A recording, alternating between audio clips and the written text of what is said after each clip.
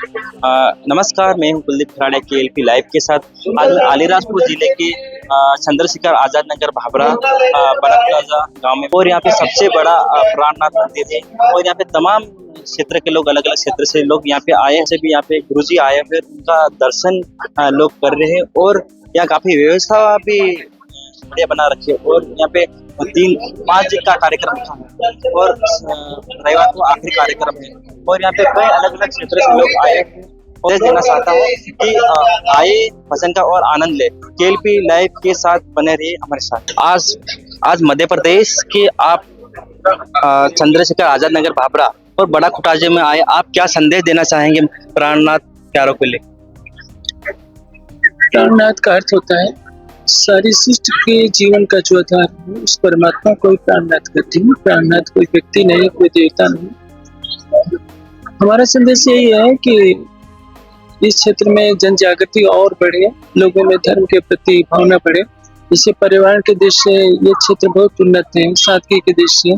उसी तरह से अध्यात्म में जितनी प्रगति है बहुत प्रशंसनीय है, लेकिन इससे भी और अधिक जाने की अपेक्षा।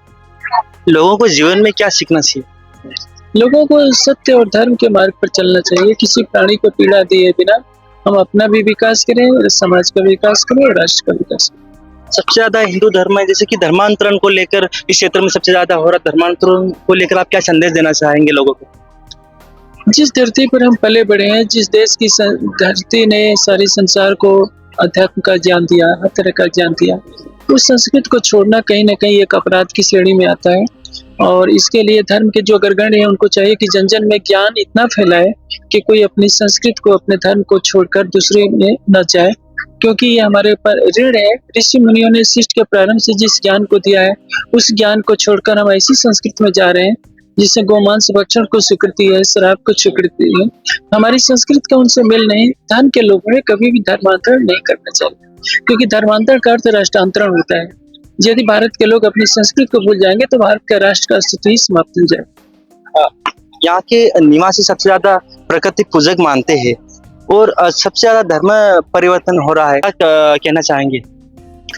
ये राष्ट्र के लिए बहुत ही घातक है। जैसे कि नागालैंड में, कश्मीर में धर्मांतरण का अर्थ हो गया, तो अब वो क्षेत्र कहते हैं कि हम भारत में नहीं है। उसी तरह से यदि ये क्षेत्र भी यदि धर्मांतरण से ग्रसित हो जाएगा तो ये स्थिति यहाँ भी आ सकती है।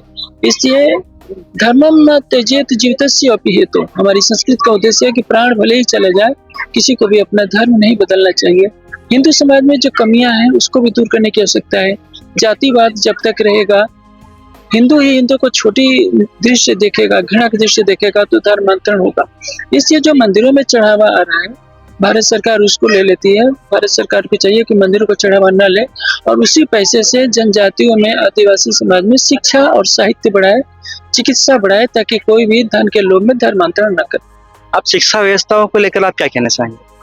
शिक्षा व्यवस्था तो आजकल व्यवसायिक बन गई है। व्यवसायिक नहीं, ये कल्याणकारी होनी चाहिए। और ऐसी शिक्षा व्यवस्था जिसमें नैतिक मूल्यों को स्थान दिया जाए, नैतिकता को प्राथमिकता दी जाए, वही शिक्षा कारगर होती है। केवल अर्थकरी विद्या जो जिसमें शुरू से ही भ्रष्टाचार दिखता है, जब शिक्षक भी चोरी छिपे पैसा लेगा, पास कराने के लिए हथकंडे अपनाए जाएंगे, तो बच्चों के नैतिक स्तर पर बहुत असर पड़ता है। आपका नाम? नाम आपका? मेरा नाम राजन स्वामी। कहाँ के रहने वाले? मैं सरसावा, ज्ञानपीठ, उत्तर प्रदेश, सहारनपुर। थैंक यू आपसे बात।